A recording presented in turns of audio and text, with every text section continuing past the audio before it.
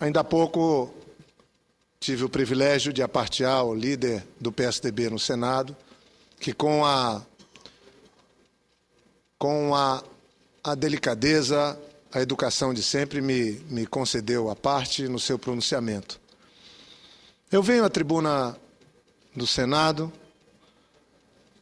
para tratar de um assunto que de alguma maneira, se não está na ordem do dia do conjunto dos brasileiros, está na ordem do dia de uma parte importante da imprensa brasileira.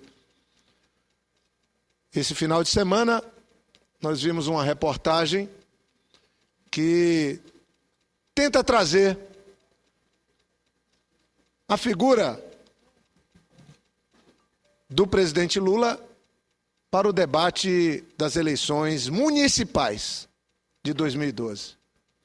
Estou frisando porque não tem nenhum sentido nós desprezarmos essa preliminar. Tem eleição e tem uma ação deliberada da elite brasileira contra o PT. Essa intolerância da elite brasileira com o PT, ela está institucionalizada. É real. Eles não aceitaram o governo do presidente Lula por 8 anos. Eles engoliram, mal e porcamente. Eu sempre tive um diálogo muito franco, aberto, com setores que cumpriram um papel de governar o Brasil durante muito tempo. Sempre tive uma ótima relação com o governo do PSDB. Com o presidente Fernando Henrique, especificamente, que é uma pessoa que eu tenho na melhor conta. Mas eu começaria dizendo, se eu tenho o presidente Fernando Henrique na melhor conta, o PSDB não tem. O PSDB do Brasil inteiro, depois de 8 anos do governo do presidente Fernando Henrique, o escondeu. Tentou apagar um dos líderes do PSDB, senhor presidente. E agora, o candidato Serra, afundando sua candidatura, sendo o campeão de rejeição no Brasil, e com queda nas pesquisas, se recorre ao presidente Fernando Henrique Cardoso para fazer um papel nada nobre na campanha eleitoral, que é a intenção de questionar. Num primeiro momento, a presidenta Dilma, que prontamente fez uma nota firme e dura e colocou claramente para o país que a lealdade dela ao projeto que está em curso no Brasil, que começou com o presidente Lula e que ela fez parte, esse projeto, essa lealdade ao projeto é inquestionável. A presidenta Dilma foi firme, surpreendeu aqueles que contavam com algum vacilo dela para cumprir a sua missão de, mesmo depois do poder, tentar desconstituir a imagem, a história do presidente Lula. O presidente Lula não governa mais o Brasil, mas ele tem o direito de seguir lutando pelo Brasil, como tem feito diariamente depois de ter vencido o câncer. O lamentável, numa preliminar, é que toda véspera de eleição nós temos situações parecidas com essa. O povo brasileiro enfrentou todo tipo de dificuldade na reeleição do presidente Lula. Todo tipo de distorção por essa elite que engoliu 4 anos de Lula, mas não aceitava mais 4. Nós vencemos. O presidente Lula fez um segundo mandato muito melhor do que o primeiro. Depois, na sucessão do presidente Lula, é só lembrar, era diário o combate ao presidente Lula. E ele, em vez de calar, de se curvar, já pensando em ser ex, ele enfrentou do primeiro ao último dia o debate e fez a sua sucessora. E agora o Brasil está ainda melhor do que estava quando o presidente Lula terminou seu segundo mandato. E a presidenta Dilma tem a responsabilidade se dedica diariamente para levar esse país à frente, para fazer o Brasil seguir ocupando um espaço privilegiado diante do mundo. Mas mais do que isso, ela assumiu um compromisso de ser a presidenta que olha, que estende a mão para os brasileiros que passam maior privação. Seguindo as lições do presidente Lula. Foi para isso que o PT surgiu. É para isso que o PT governa. Para inverter prioridades. Para estender a mão para aqueles que não sabem, que não podem e aqueles que não têm. É um princípio cristão, mas é um princípio também daqueles que fazem a boa política. Agora nós estamos há 2 semanas, senhor presidente, da eleição. E o que é que a gente vê? A velha, preconceituosa elite brasileira se levantando. Não conseguem compreender, aceitar que a mais alta corte de justiça do país julgue. Não, querem influir na composição da corte, querem decidir no calendário de julgamento da corte. É isso que o Brasil está vendo. E querem agora conduzir o julgamento da corte. Isso é um desserviço ao país. O problema do país durante muitos séculos foi sua elite, não é o seu povo. Isso os estudiosos da beleza, da cultura brasileira já identificaram.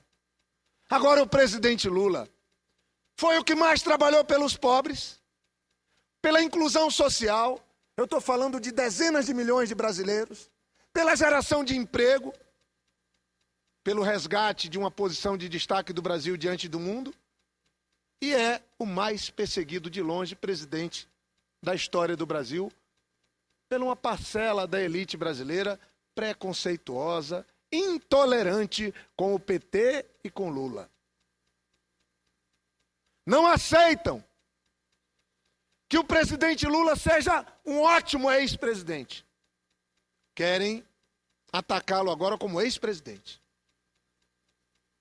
A reportagem no final de semana da revista Veja atende mais o calendário eleitoral, é só ler, do que o interesse de ajudar o Brasil, que é legítimo, da Veja, de outras revistas e dos veículos de comunicação, porque a escora de uma boa democracia, a escora da verdadeira democracia é a imprensa livre. Lamentavelmente, aqui no Brasil, eu estou aqui na tribuna do Senado, falando alto, pedindo imprensa livre. Porque uma parcela da imprensa, me parece, está comprometida em assumir um papel que a oposição fracassou em tentar assumir. Eu acho legítimo. Só não vale sabotagem. Só não vale distorcer os fatos.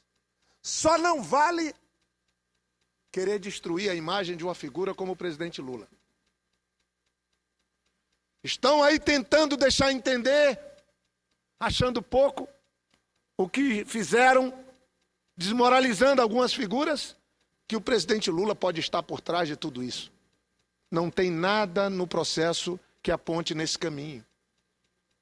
Não tem nada que coloque em questionamento a postura do presidente Lula. Aliás, a vida dele é uma referência, é um exemplo para o Brasil e para o mundo.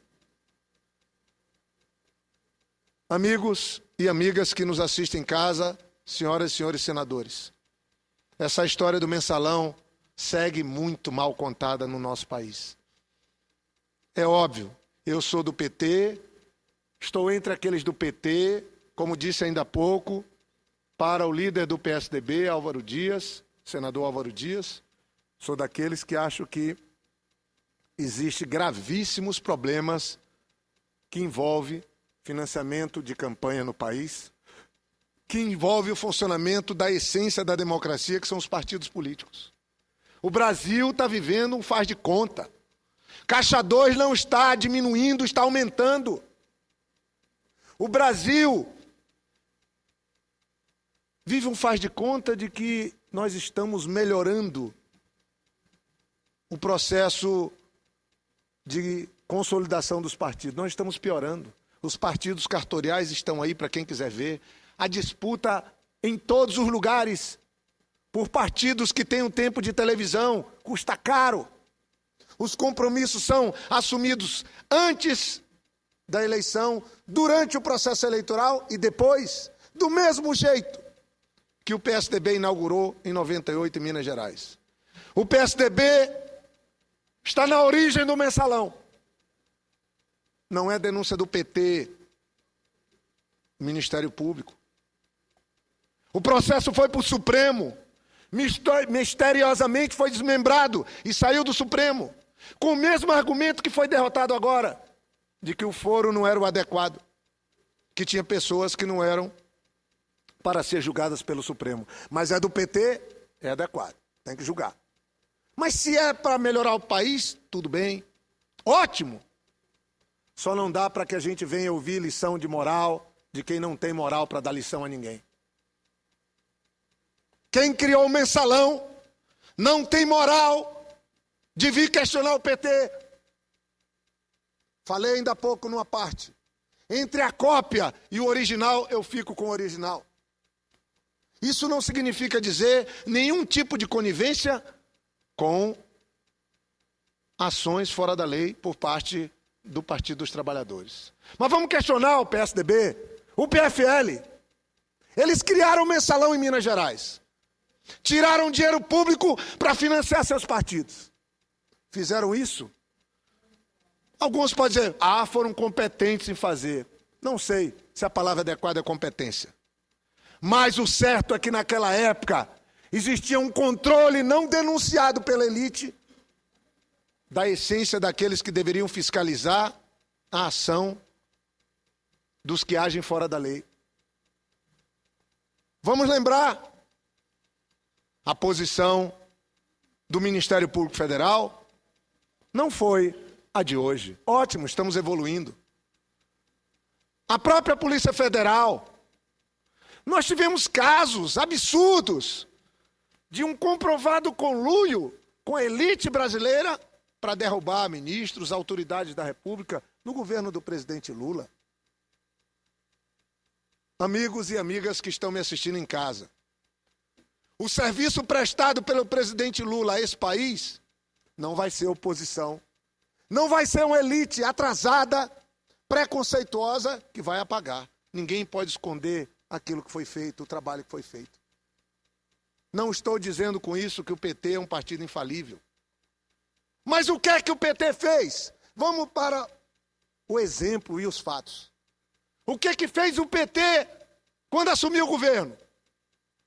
Diminuiu a Polícia Federal? Diminuiu as condições do Ministério Público atuar? Enfraqueceu as instituições que nos julgam a todos? Ou fez exatamente o contrário? Simples. Era muito simples. O Brasil estava tudo bem. Quando surgiu o mensalão do PSDB, nem CPI foi aberta nessa casa. Quando se comprou voto para a reeleição por 200 mil moedas, não se abriu CPI. Estou falando de deputados do Acre, meu estado. Foi pago, comprovado. E agora, sem prova, tenta-se condenar.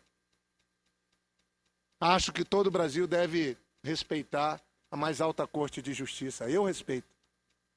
Eu sigo confiando. Mas vamos deixar a mais alta corte do país julgar com a independência que ela precisa ter. Não vamos fazer esse jogo de tentar manipulação da opinião pública.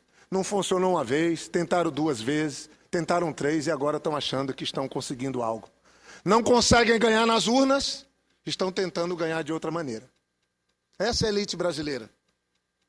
O PT, quando chegou no poder, não enfraqueceu o combate à corrupção. Foi o primeiro partido, primeiro governo nesse país que fortaleceu a Polícia Federal. Implantou a Polícia Federal em todos os estados. No meu estado era meia dúzia de agentes. Agora tem agente em todos os municípios. Não tinha estrutura, agora tem estrutura. O salário dava dó. Tem salário, é atrativo, é uma carreira de Estado. Com delegados e agentes, que aliás precisam sair dessa greve e nós temos que ajudar para que eles possam sair e conquistar, inclusive, uma melhor estrutura de carreira. Mas, senhor presidente, o PT no governo não fez só isso. O PT no governo trabalhou para que o Supremo e o Superior Tribunal de Justiça ficassem cada vez mais independentes. O presidente Lula foi nobre na hora de escolher a composição do Supremo. Alguns até fazem disso um motivo de chacota. Ah, se fosse o PSDB, se fosse o PFL, teria escolhido ministros para conduzir. Mas nós não pensamos assim. Os ministros têm que ser escolhidos para nos julgar a todos, como a gente tem hoje na nossa corte. E acho que o presidente Lula também acertou quando fez essa condução, que segue levada adiante pela presidenta Dilma. Preferimos esse caminho porque é bom para o Brasil. Então eu queria concluir, senhor presidente, dizer que nós temos que deixar bem claro aqui hoje. Golpe não. A elite brasileira tem todo o direito de criticar. Setores da mídia não gostam do modelo petista de governar, não tem problema. Só não vale golpe. Só não vale fazer matérias. Só não vale montar esquemas para tentar destruir a história de um partido que tem muitos erros e falhas. Mas que esses erros e falhas têm que ser assumidos por todos nós, corrigidos por todos nós, mas não podem ser traduzidos numa referência, como alguns estão querendo fazer, do que há de pior na história do Brasil. O que há de pior na história do Brasil não está dentro do governo do PT nesses quase 10 anos. Está dentro dos outros governos, que foram acobertados, foram escondidos do povo brasileiro. Então eu estou vindo aqui na tribuna do Senado. Pode ser uma voz dissoante, uma voz isolada, mas eu trago aqui a indignação. O presidente Lula não merece esse tratamento. Os que têm a intimidade do Marcos Valério, que construíram com ele esse esquema criminoso, não pode querer vincular que o presidente Lula tinha encontros com o Marcos Valério. Não teve encontros com o senhor Marcos Valério. O presidente Lula é uma pessoa generosa, eu conheço bem, devo a ele a minha formação política. O presidente Lula merece respeito. E eu falo sem medo de errar. E encerro com isso. Queria muito que o senhor Marcos Valério viesse falar. Nos canais de televisão, nos jornais.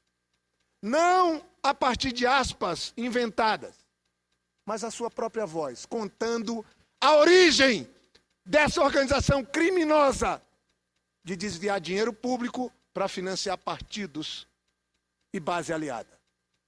Certamente, se isso fosse feito, se o senhor Marco Valério falasse, quem está falando aqui é um senador do PT. Queria muito que nós conhecêssemos a fita, ou as fitas, ou víssemos a voz e os escritos do seu Marco Valério, contando a história, que começou em 98 com o PSDB e o PFL. Passou por outros partidos que estão firmes na República e alcançou o PT. Lamento pelos erros do meu partido.